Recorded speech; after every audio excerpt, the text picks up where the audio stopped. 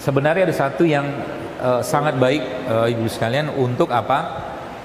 Untuk mencegah penyakit yang saat ini tuh lagi banyak beredar.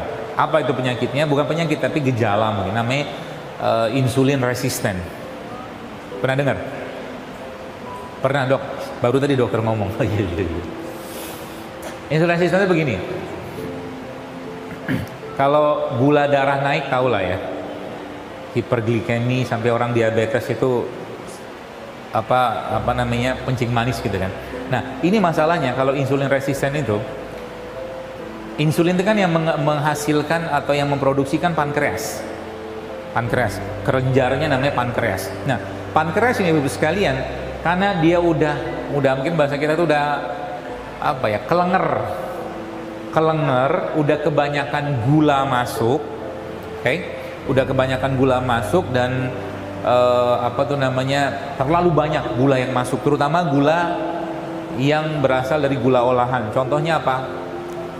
Terigu, tepung terigu dan gula pasir. Oke. Ya, maka dia naik turun tuh gulanya, tek. Lama-lama si pankreas ini nggak bisa lagi menghasilkan insulin. Itu namanya insulin resisten. Oke. Itu biang kerok banyak penyakit. Apa saja penyakitnya? Macam-macam. Tidak hanya diabetes, stroke, kencing manis, darah tinggi, kanker. Itu dari salah satu biang keroknya secara fisik adalah insulin resisten. Oke. Nah, jadi salah satu cara yang kita bisa kerjakan untuk memperbaiki pankreas tadi itu, ya, banyak sebenarnya caranya supaya gula darah kita tuh nggak langsung naik setelah kita makan sesuatu, ya. Jadi kalau Anda sekarang kalau Anda sudah mulai paham ilmunya, kita tuh makan disuruh mikir sama Allah sebenarnya.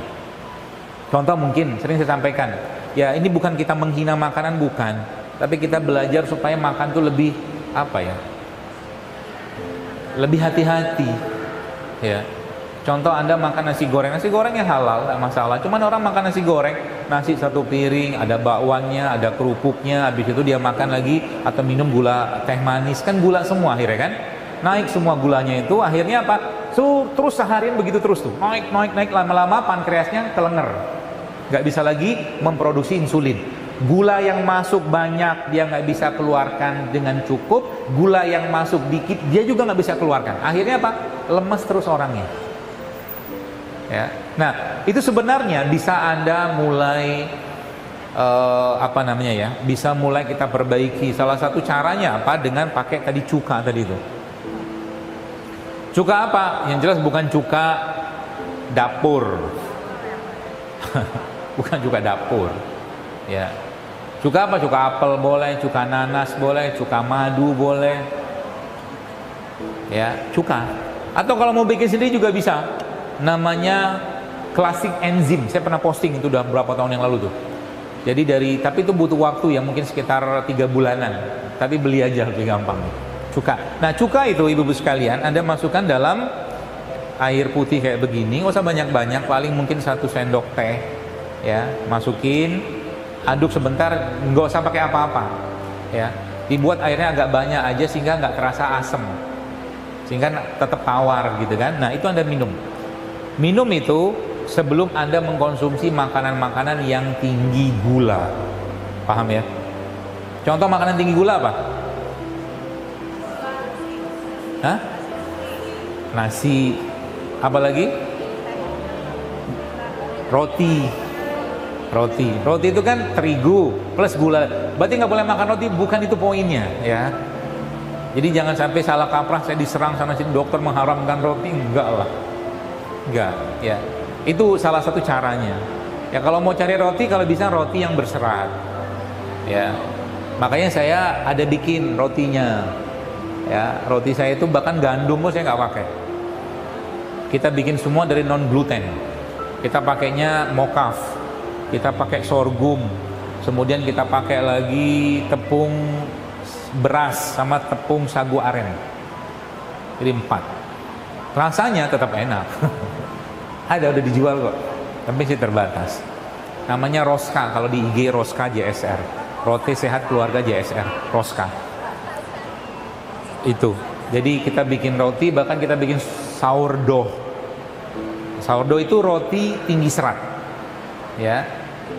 Raginya kita nggak pakai ragi instan, kita punya bakteri sendiri yang kita ajak ngobrol tiap hari.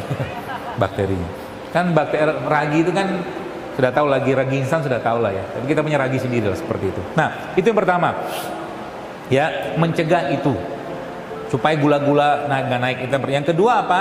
Sebelum Anda makan makanan yang tadi itu, ya makan makanan tinggi gula itu, biasanya kan dokter saya nggak bisa nggak makan nasi, nggak apa-apa, tapi nasinya Anda tambahkan serat.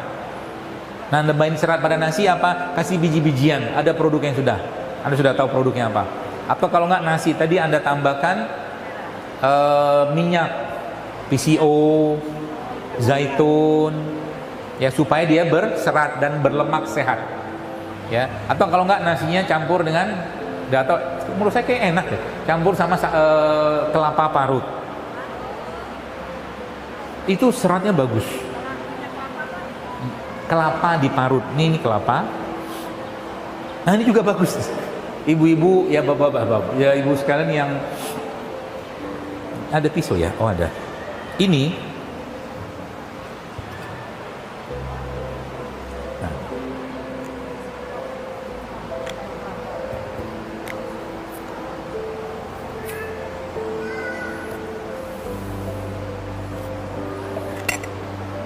Ini sudah lama saya sampaikan, ya.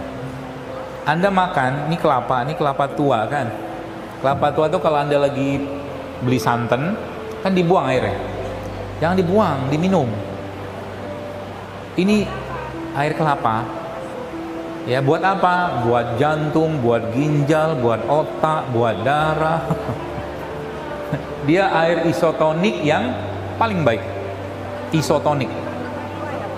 Hah? Kan dulu. Jangan tergesa-gesa. Nah, jadi ambil aja kayak begini, minum. Ini Masya Allah ini. Apalagi Anda tambahkan sedikit lah dengan apa ya, madu sedikit aja. Ini sehat sekali ini. Air isotonik persembahan Allah Subhanahu wa taala. Kelapa. Ya. Kemudian dia punya ininya. Ini saya kasih ya. Ngapain dipoto kelapa?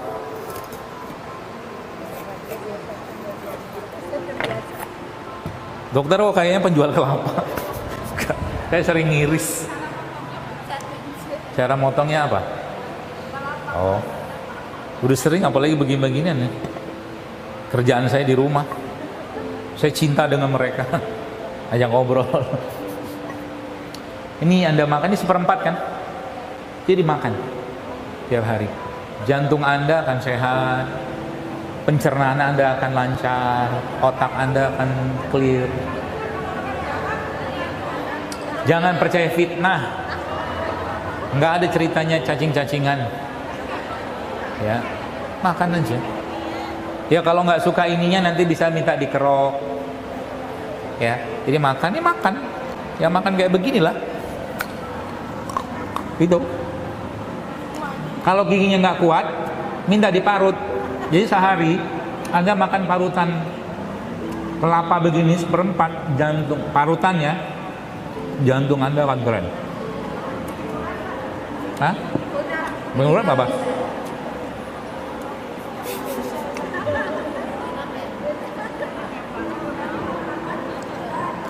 Haus, capek ngomong.